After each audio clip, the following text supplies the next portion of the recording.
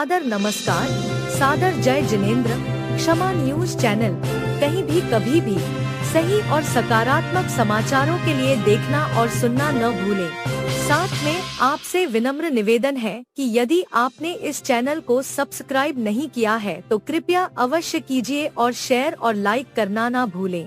चरणों में मैं प्रणव सागर बार बार कोटि कोटि नमोस्तु करता हूँ भगवान। मेरा ये जिज्ञासा है प्रभु कि जिन शासन में 24 तीर्थंकर है, क्या 24 भगवान की पूजा करने से अलग अलग फल की प्राप्ति होती है? यदि ऐसा है तो जिन युवा युवतियों की शादी नहीं हो रही है वह कौन से भगवान की आराधना करें? या जिसको धन संपत्ति चाहिए वो कौन से भगवान की पूजा करें? या कोई परीक्षा में उत्तीर्ण होना चाहता है तो वह कौन से भगवान की आराधना करें? प्रभु कृपया समाधान कीजिए। आपने लगता है सभी के मन का विचार लेकर के प्रश्न किया है कि आपको युवतियों की भी चिंता है, विद्यार्थियों की भी चिंता है, पर सत्य है 24 तीर्थंकर भगवंत समान गुणवान होते हैं, समान शक्तिमान होते हैं। किसी भी तीर्थंकर की शक्ति में कमी नहीं होती है। 24 तीर्थंकर में से किसी भी तीर्थंकर की अनिचा भक्ति करोगे तो आपको आपकी अवश्य फल की प्राप्ति सुनिश्चित होगी। फिर भी ये पंचम काल है, उसमें सम्मिलित है, इसमें जल मल अवगाढ़ दोष आते हैं। तो इस व्यक्ति की धारणा में बैठा हुआ है, शांति देते हैं, पारसना संकट हरण कर लेते हैं। ये जीव की मानसिकता है। मनुष्य व्रत के मां शनि ने ग्रह उतारने के लिए पहुंच जाते हैं। जीव की मानसिकता है, पर ये भी ध्यान से समझना पड़ेगा।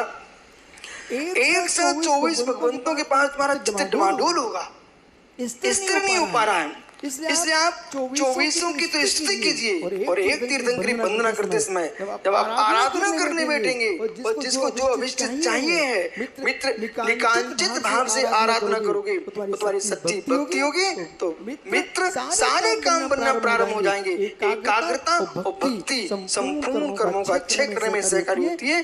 भक्ति जिन्वान खेती पूर्ण संचयम कर्मम, पूर्ण संचित कर्म का अच्छे कराने में कारणवंती निवृत्ति निकाय जैसे कर्म का अच्छे कराती जिन भक्ति आचार के प्रसाद से विद्या मंत्र की सिद्धि होती है। इसलिए जिनको जो चाहिए है उसके विशिष्ट प्रतिष्ठाचार से मिल लेना चाहिए। रंगों के नियोग से, मुद्राओं के नियोग से और आराधना के विधि के नियोग से फल प्रवर्तित होते हैं। जैसे कि आटा एक होने पर भी नमक डाल दो तो नमकीन रोटी बनती है और मीठा डाल दो मीठी पूरी बन जाती है। ऐसे आकर्षक, उच्चाटक, सम्मोहक इत्यादि सारे कार्य व्यक्ति की मुद्राओं से, परिणामों के नियोग से ये सब फल में परिवर्तित होता है। इसलिए रंगों के नियोग से जिन्हें ऐसा चाहिए है आपकी दृष्टि में कि आपको ये चिंता सता रही है जैन समाज कैसे बढ़ेगी, उन्हें मित्र पीली माला से नमो आर्यम की माला फेरना चाहिए जिससे उनके कार्य की सिद्धि हो। ओम नमः।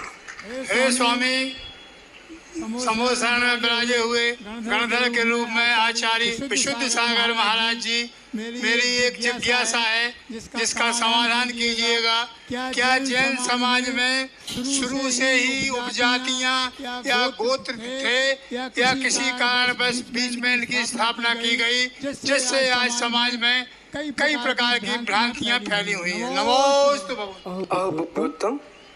जैन सिद्धांत में 5 जातियां हैं जो त्रिकालिक हैं। एक इंद्रिय जाति, दो इंद्रिय जाति, तीन इंद्रिय जाति, 4 इंद्रिय जाति और 5 इंद्रिय जाति। यही शाश्वत जातियां हैं। बाकी उपजातियां जातियां जो हैं एक कर्म के नियोग से, नगर के नियोग से और किसी घटना विशेष के नियोग से इनका उद्भव हुआ है।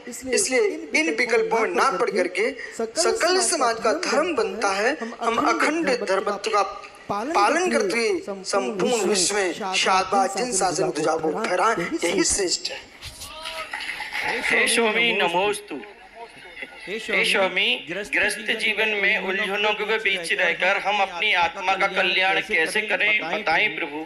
अहो भक्तों, जगत की उलझनों में उलझ करके भी जैसे कि व्यक्ति पनघट पर पनिहारिन पानी लेने जाती है रास्ते में एक सखी मिल जाती है, उससे बातें भी करती रहती है, पर अपना लक्ष्य मटके पर रखती, मटका गिरता नहीं है।